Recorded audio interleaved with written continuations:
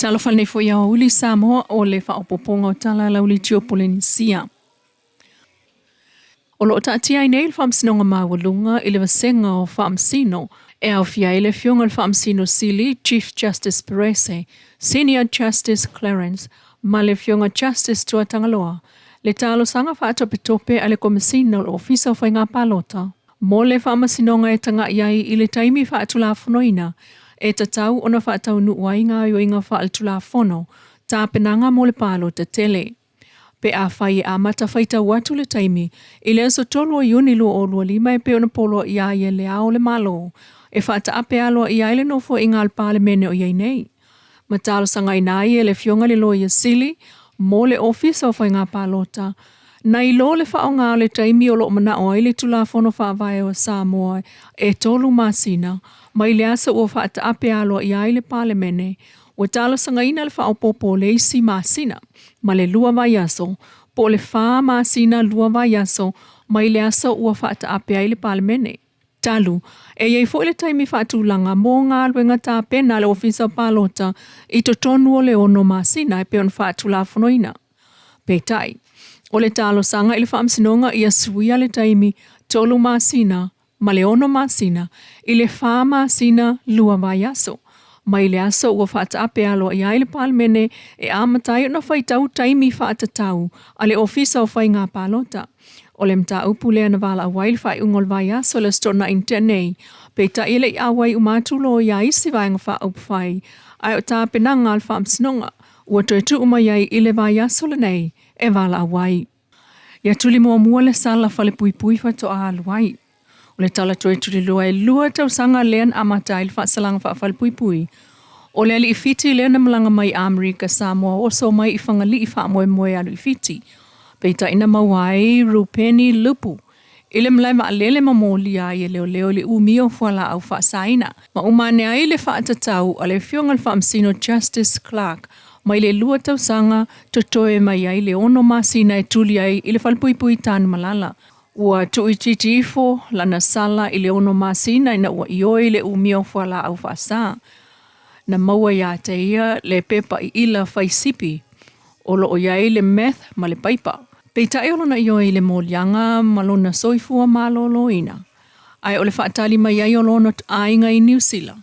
Vaenga na tanga i iai le whaamsino. Ma awa e se ai le taimi na tāo fi ai le whalpuipui. Totoe ai le ono masina wa tuli whaato a whaatanga i loa. O nalu ese ma Samoa. O le mta upu lea na wala au. I le asfrailo le vai aso talua i le whaamsinonga mawalunga. E nisi o tala o le aso na nafi le aso ngafua. Le aso malolo o le sisi ngafu o lonono sultolo le tātua tunuu. Le ana avea fo i maaso whanau whaamna tuina o le awha awa woipea. A le vaenga wha upwhai o le whaatuatua i le atua Samoa watasi. Na whaatumuli ailo na maota i vaitele i le mamalu o le tunuu whaita wafena iai. I le pātipatia o le atua ai o lona tausanga lona lima. Tā luana whaavai mai. Ia whapeo me masani lavo le asu whanau na whiula le keke na whaia i le tālo sanga whaaftai. Tālo siai i ngā luenga o le nei fo i tausanga. Ia po o tāpena penanga mo le isi palo ta tele o loma nei. Ai tala tuli loa mai le whaamsinonga le vai aso na tea nei. Na toe whaasolo muli ai whaipule o lo o awhia le whaamsinonga whaanga solo. Lea o whai ai le whaatulanga ngai alu ai leisi whaava ia so lumanai. O whaipule a o whiai le sunga la au le mali toa plata i Val Schmidt. Ma whepule a i whaasavalu. Ina ua tālo sa ngā la alo ia mo le whaatananga. A le fionga le whaamsino le whaamsinonga whaaitu ma lo talasa atoa sa anga. E tu ua ai le potu whaamsino.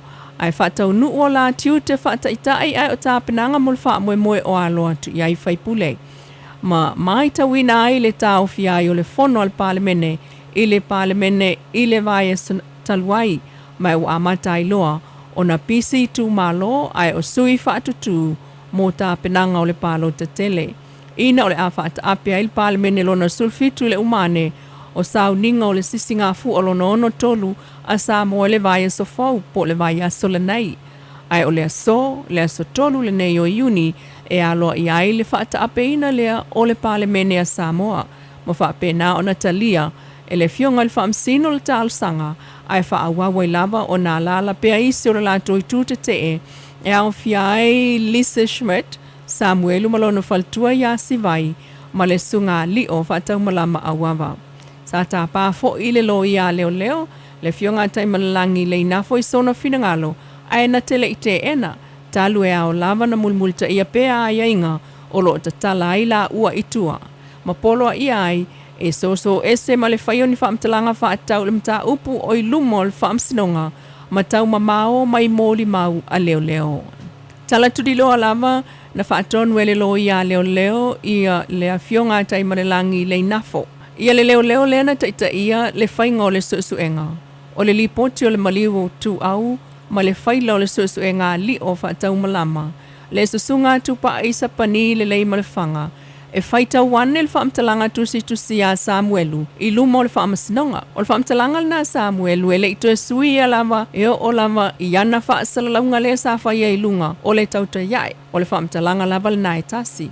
E au fiai malana telefoni lea sa ia pu e aiata ma ave I le leo leo. Lea ia o mai nei e le ito e mawalava. Peitai. O le tai ao le sfraile, lea na toe whaawa waile mō le maua tupa I talu mai, lea sa tofi lea na urua I tūla iai. Mai a io e ina I lua e peo na li potia e le talmua. O le telefoni le nā, o lo o iai ata o le hit and run ia aparila luatasi lo o luatasi, sa ave ileli I leo o iele mia sua. I le whangasolo mai o le whamsinonga lea I le mō li mau al komsina o leo. Le sunga au apa au longo I Tino Filipo, na ia tau I le whaamsinonga o le leo le nā sa whaamawai ane o na ua masi I atu lo lātou ainga I Amerika Samoa. Ai ua toe fo I mai I Samoa ma tāl sanga e fia whai ngā ruenga, mai ua toe whai ngā ruenga. Mai o ia leisi o mōli mau, e silia le fitu se fulu, a leo lea o le awa wai, e fi nau whaasanga I le te a Samuelu masivai, I a lātou mōlianga o le whaia o tala tau whaase mal whaalumaluma. I le mole maule atu pai I le asfraile na te nei, e ui ina sa whaawa wai o na ia tali e nate le ilo le telefoni, a waile avanea ia I lātou se telefoni. O le whailo le mata upu lea na whaatu a avane ia te se malua o lua. Mai le ai se telefoni masalo, na I le vaenga sa whaia mua le suenga I le hit and run, le na mali waitu au maletino I le also luatasi o aparila lua o luatasi. Ai o Samuelu, na whaatu a mapuna ane I le suenga I le luatau sanga mulmuliane I le umai o le suenga mua o le lua o luatasi. O le whaamtalanga Samuelu lea na whaitau ane tupai I le whaamsinonga o lo o tau ai e Samuelu. Na alu malana telefoni lea ma whaali ai ia le ala ata o le mea na tupu sa ia pu e ina ata.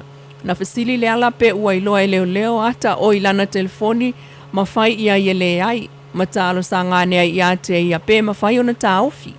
O le telefoni le na Samuel we le itoe fo iane ina ua ave I leo. Mata uatu ele lo ia Samuelu, Catherine Talsiel, le tamaitai palangi.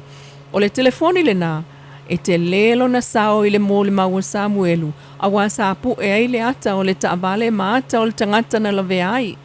O lo o tau fo ia Samuelu na te ena leo, ia na te ena e leo la na mō le mau. Ma toe alu ai e wha fo I mai la na telefoni ai ua le ai. Ia e toe wha awa wai, I le so le mō le maua tupai. Talana, o le nei au li mai lau li tio pole.